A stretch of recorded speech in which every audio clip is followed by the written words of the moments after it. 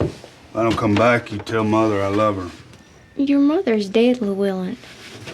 Well, then I'll tell her myself.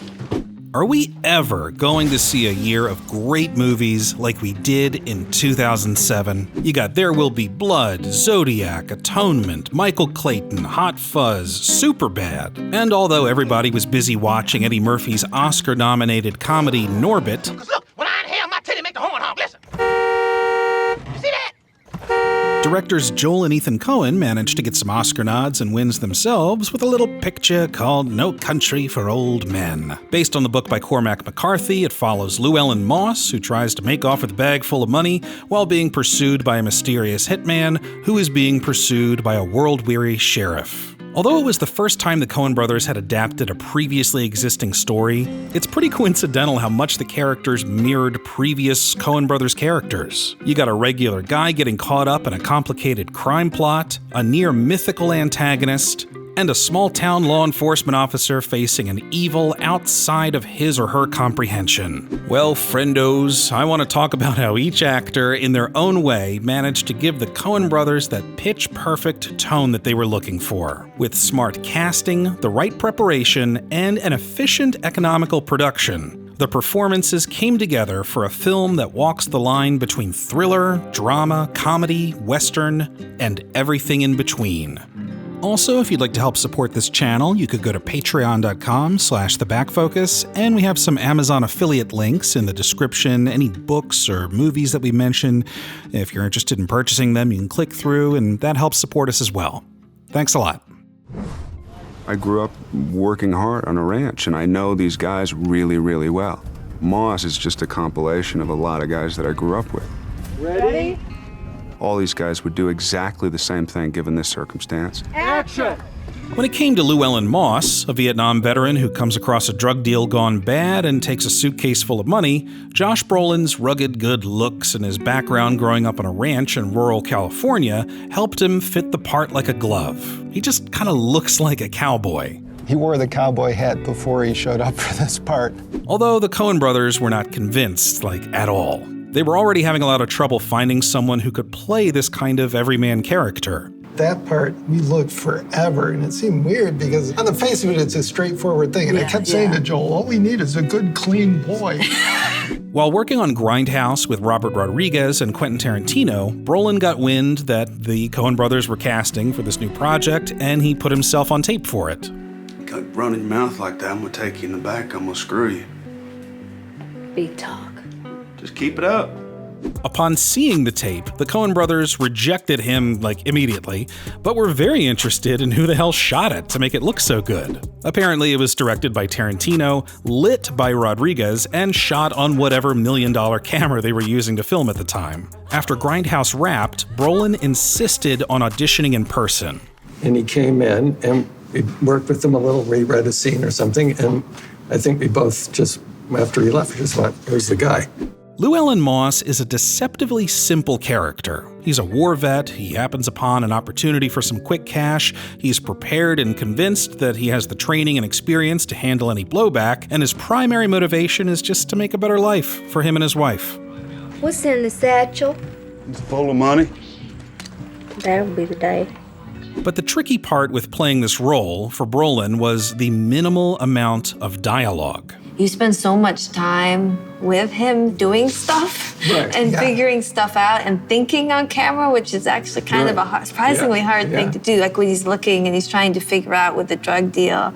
So it does seem like the physical embodiment. Yeah, and it kind of bonds us to him, which feels important, especially because of the surprise of his end. In a 2007 interview for Tufts Daily, Brolin cited the minimal dialogue as a challenge. Quote, "The quiet, that's a whole other thing because you have to convey the ideas and the story that you're telling, but the fear is, I'm going to be boring, so I'm going to start doing things that don't belong there. We want a guy that's basically keeping himself company because that's what you do when you spend all that time alone. The setting becomes a character. The ambiance becomes a character. So it became a huge challenge for us and a huge challenge for me." Also, the Coen brothers are not known for veering off script. Keep in mind, these are the same directors who insisted to actor Peter Stormare that there was not a typo in his line. Where's Pancake's house? So there wasn't a lot of room for improv, although Brolin proudly admits that after a discussion with the Coen Brothers beforehand, they did allow an unplanned line. There was one line that when I find the money, I look to the dead guy, which is absurd.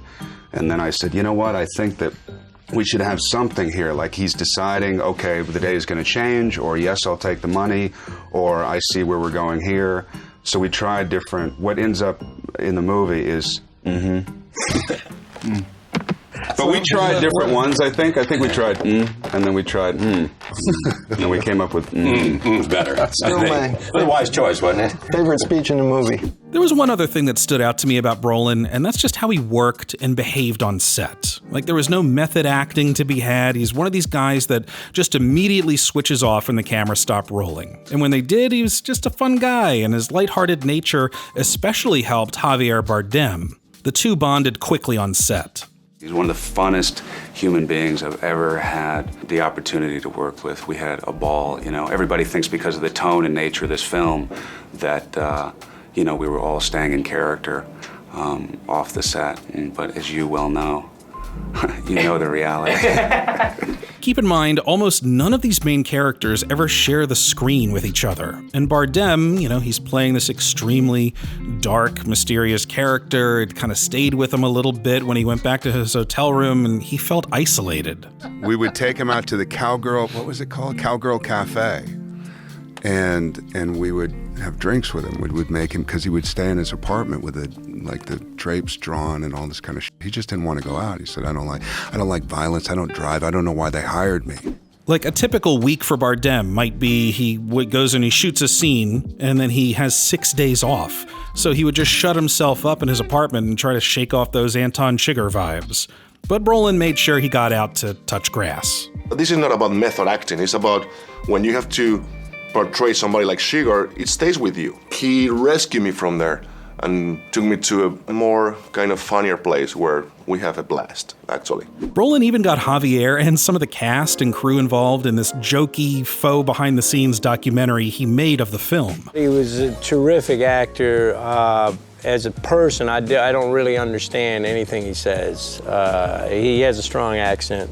Which simultaneously paints Brolin as an all-benevolent, caring person that everybody loves, and the Coen Brothers as abusive, something Javier is scared to talk about. I never seen something like this in a Coen's movie. Why? Because people don't want to talk about that. I mean, there are many things here that I don't want to talk publicly.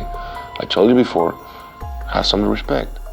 I remember once they gave me some dailies to watch at my own house of what I did, and did you like it? Did you like it? It sucks. I just think that sometimes an easygoing attitude goes a long way on a movie set. It's good for morale, it gives off an approachable vibe to his fellow collaborators, and in the end, Brolin did a fantastic job playing a difficult character, and at the same time, seemed like a blast to work with. My behind the scenes, by the way, is not going to be on the DVD, which I'm really fucking pissed about. Get that on film.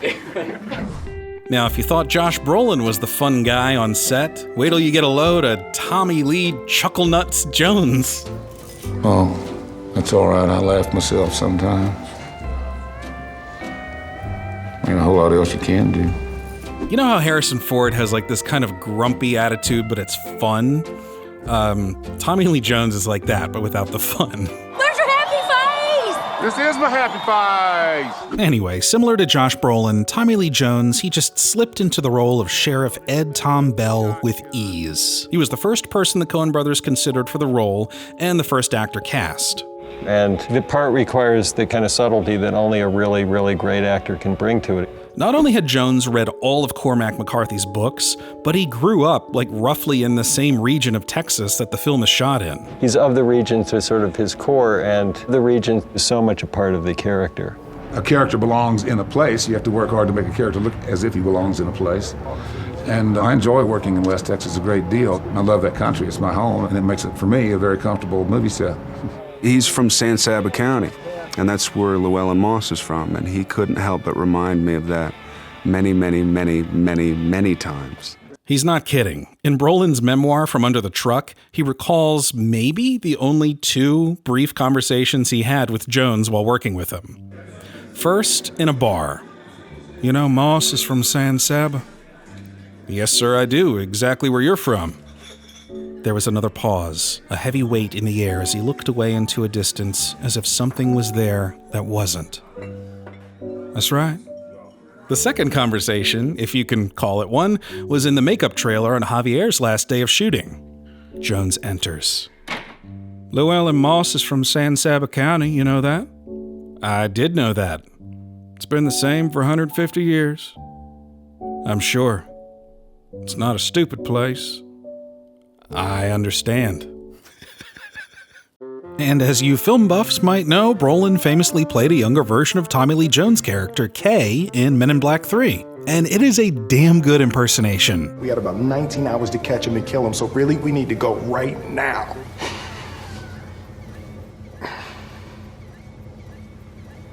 All right. Despite some of the similarities between Jones and Bell and his dry delivery when interacting with humans, Jones denies that he's anything like his character. In a 2008 interview for Uncut, he says, "It's very nice that you think that that is the real me, because that means I'm doing my job. It means that I've disappeared, which is definitely my job. When you begin to take these things personally, you are not meeting your responsibility, in my opinion." As far as working with the Coen Brothers, Jones felt nice and comfortable with their strict adherence to dialogue. He'd show up, say his lines, and, all right, bye. He's seen the same things I've seen, and it certainly made an impression on me. In that same Uncut interview, he said, quote, "Oh, I hate improvisation. It's a very small interest. Preparation is very important. Rehearsal is very important. Of course, spontaneity is important, but what you want to do is labor as hard as you can to create an inarguable illusion of spontaneity.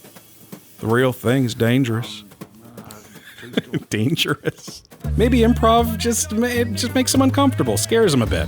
Maybe that's why he wasn't able to sanction Jim Carrey's buffoonery on Batman Forever. Like this, and he went to hug me and he said, "I hate you.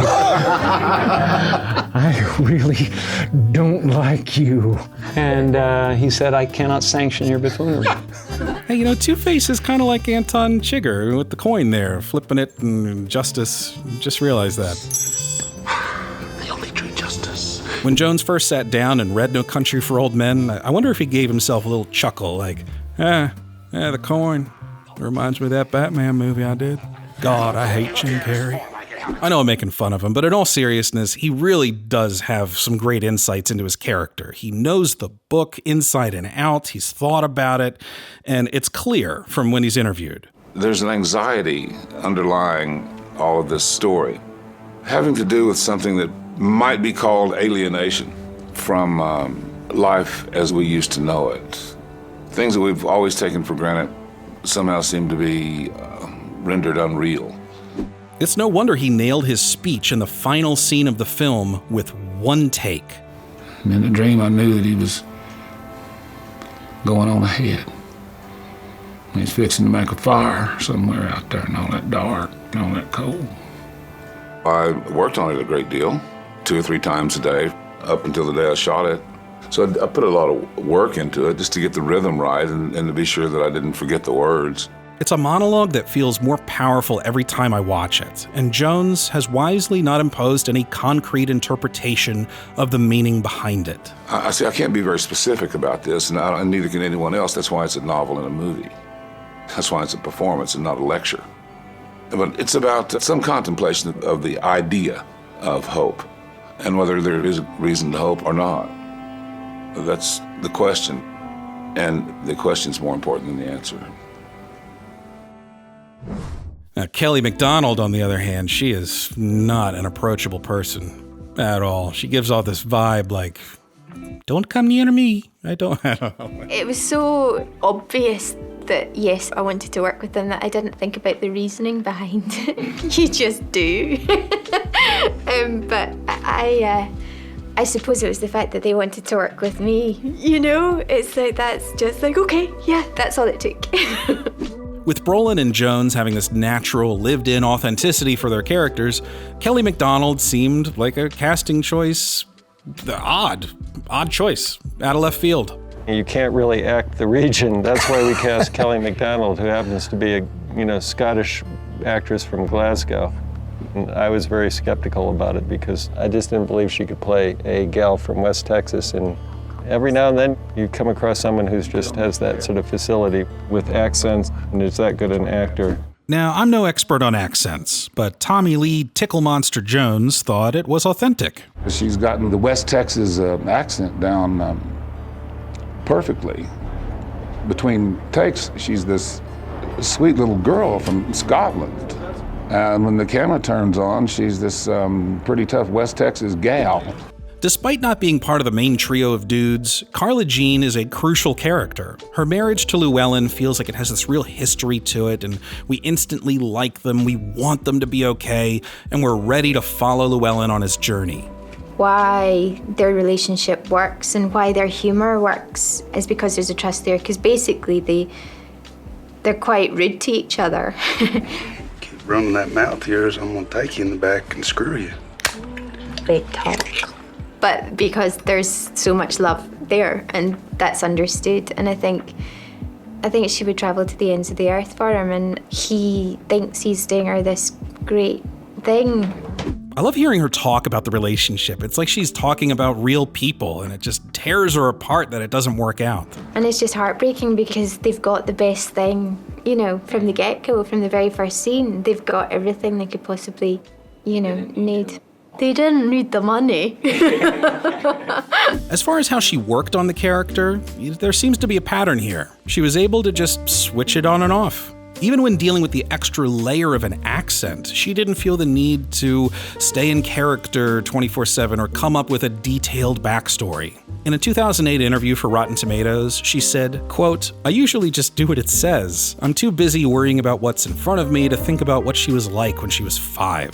It also seemed like a comfortable shoot. The way she talks about it, it sounds like she might have had some negative experiences in the past. I've never been so comfortable on a set, and I've never been surrounded by so many comfortable people. There was no shouting, there was no last-minute trauma about dialogue not working, or, I think it's that they work so hard before everybody's in a room together, to make sure that doesn't happen. They work long and hard on the script, and they'll work very long and hard on casting, as far as me and Josh were concerned.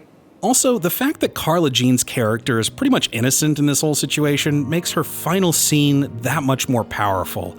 And Kelly knew that, and she loved how she was the only person that refused to call heads or tails on the coin, because she knows it doesn't matter. As far as Carla Jean's attitude towards it is, I think she can see the madness in Chigurh's strong belief in fate. And weirdly, even though she doesn't believe in fate, she knows that she's done for, so she kind of is fated. Also, Javier weighed in, saying that her performance really helped him. The scene with Kelly is one of my favorites because of the tone that she brought in the scene. I think she's an amazing actress, and what she had to bring, it wasn't easy at all, and she brought it. And when I saw it, that created an effect on me, because there's a tone there that explains very well, I think, in my opinion, the tone of the movie itself, where it looks like nothing happens, but there's a whole of gravitas in there, and especially in Kelly's performance, that is really moving. The Coen don't have no say. It's just you. I got here the same way the Coen did. They are very American directors, and I think that all of their movies are deeply American, so you are a Spanish actor, and that's never going to happen, the chance of working with them. So when they offered me this, I was like pinching myself, saying I can't believe that I'm going to work with them. Although Javier Bardem had wanted to work with the Coen Brothers for a long time, he was initially baffled at why they approached him to play psychopathic hitman Anton Chigurh. He speaks English, he loves violence, he is violence, and he drives. I don't do any of those things. I can't do it. And they say, well, that's why we want you, because you can do any of those things. Before casting, Javier agreed to a makeup test in which a hairdresser gave him the now iconic bowl cut, or whatever this thing is, which was modeled after an old photograph of a man visiting a brothel in Mexico in the 1960s. And we were going through it, and we saw the clothes and the haircut that we then used for Javier. Remember that? Oh, yeah. Yeah, we saw a specific picture. That haircut, and it's from the guy who was in a warehouse on the border there. They all immediately laughed, and Javier realized the delicious irony of playing a dangerous character who looks like he builds computers in his garage in the late 70s, early 80s. I mean, this is such a Coen Brothers look. And because it was fun, it was ridiculous, it was fun. And then that, in comparison with what the character is, would make a very good Coen Brothers character to play. What's this about? Step out of the car, please, sir. What is that? I need you to step out of the car, sir. The irony is funny, but Josh Brolin also brought up a good point in a 2007 interview for W Magazine when he said the haircut makes Anton seem like, quote, a guy who has no concern at all about how he comes across, which is so frightening. As far as preparation, Javier had already garnered a reputation for exhaustive research into his characters. For his Oscar-nominated role as Cuban poet Reynaldo Arenas in Before Night Falls, he studied Cuban Spanish, learned to write poetry in the style of Reynaldo, and completely immersed himself in his life story. When he played Ramon Sampedro, a real-life quadriplegic in The Sea Inside, he spent time with disabled patients and was very specific with portraying the minutiae of how Ramon's paralysis affected his breathing, eye movements, and speech rhythms. For Anton Chigurh, Javier did pretty much nothing, and it was intentional. As an actor, I always try to find the character circumstances. Here with the Coen, we realized that we don't need to know everything about Anton Chigurh because that's his power. You cannot really understand him completely. He doesn't need to be explained. This makes perfect sense, like he's just this embodiment of senseless violence or chaos in the universe. I'm not sure he's a lunatic. Yeah, well, what would you call him? Yeah, sometimes I think he's pretty much a ghost. In a 2007 interview for W Magazine, Javier said, quote, in the book, he just appears from nowhere, he's mysterious, it just didn't make sense to ask when Chigurh was born, what his mom was like, did he really drink milk, so I spoke to the Coens and decided that to just show what he represents. So he was more like a machine, the interviewer asked? Not really a machine, he is human, and that is scarier. Do you have any idea how crazy you are? You mean the nature of this conversation? I mean the nature of you. That was the biggest challenge for Javier. In the hands of a lesser actor, Chigurh may have come across like some merciless robot. The tricky part of playing Chigurh was how to portray somebody that doesn't have any kind of a struggle, contradiction, personal needs or goals, and he's exactly the same person that in the beginning. And how to do it in a way that people are related to him and not see him like a machine, like a Terminator kind of thing. But instead they are related to him as a human being. Like you can tell that there is blood inside of him. That was the challenge. But what does this guy want? Like, what is his objective? Talk about the scene. Yeah, my objective is a great mansion in Beverly Hills, you know. What the did you just say? That's my objective. What Javier ended up playing was Chigurh's total devotion to his philosophy, that he's some sort of conduit for inescapable fate. He feels that what he's doing, it's almost like he has no control. He's just a messenger of fate. So he's just listening to what needs to happen next, and he just does it. It's like when you are talking to somebody that has an earplug on the ear, and he's talking to you, but at the same time he's, I don't know, hearing soccer game, and you realize that he's here, but he's not really here, and that's very uncomfortable to watch. You can even see that bleed through in his performance. Like when he flips the coin for the gas station proprietor, it's like he has no choice. Sorry, this is what's happening. Call it. Call it? Yes. For what? Just call it. Well, we need to know what we're calling it for here. You need to call it.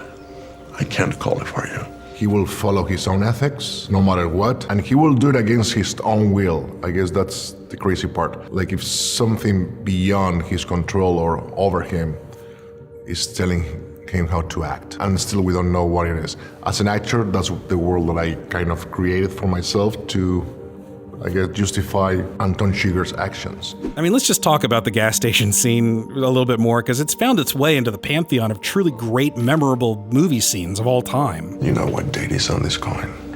No. 1958. It's been traveling 22 years to get here, and now it's here. This was Javier's first day of shooting, and according to Gene Jones, who acted opposite Javier, he was understandably kind of nervous. He was just wonderful, and he was serious as death.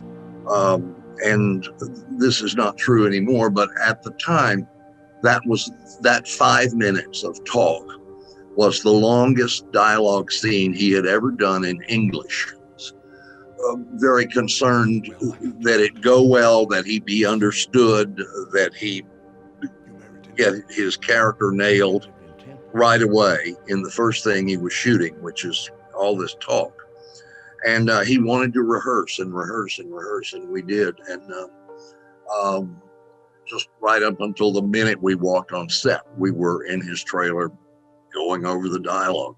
And really, just a special shout out to Gene Jones. Give him some love. He does an especially great job listening to his fellow actor, and it's magnetic. You can feel the fear coming off this guy, which only helped Javier in the scene. He's great because he really plays fear and insecurity to a different level. The scary part of that scene is not so much my character, but the actor who really recreates fear in an amazing way. And it was a couple of takes.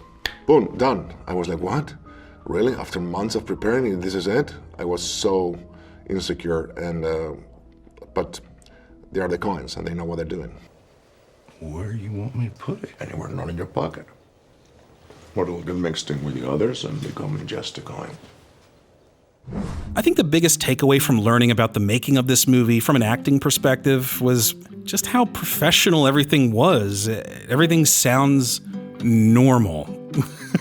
There are no tortured artists here living the horrors of the characters in real life in order to tap into something. You know, Javier didn't go into a diner and I just sat there like Anton and I stared at people for 5 hours. Even hearing the Coens talk about Tommy, life of the party Jones, he just showed up, did his work, and yeah, all right, there it is. And they laugh when they reminisce about how Jones talked his way through the rehearsal of the scene when Sheriff Bell sees this doorknob missing, and he steals himself to enter the room. Lining the shot up, Tommy going to the door, and he goes, okay, and I go over here and look at the doorknob, oh, evil.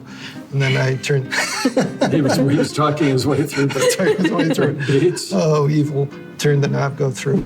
I'm not saying it's wrong to get lost in a role or feel like you need to speak in your character's accent 24/7, like whatever you have to do to get there. But I gotta admit, it's refreshing to hear about the making of a film in which everyone involved seemed to be able to compartmentalize, do their work, and go home, no matter how dark, strange, or downright baffling the day's events may have been.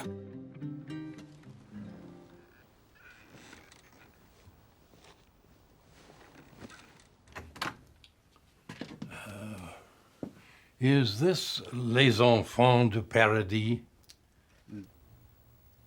Do what now? Oh, I'm sorry, wrong room.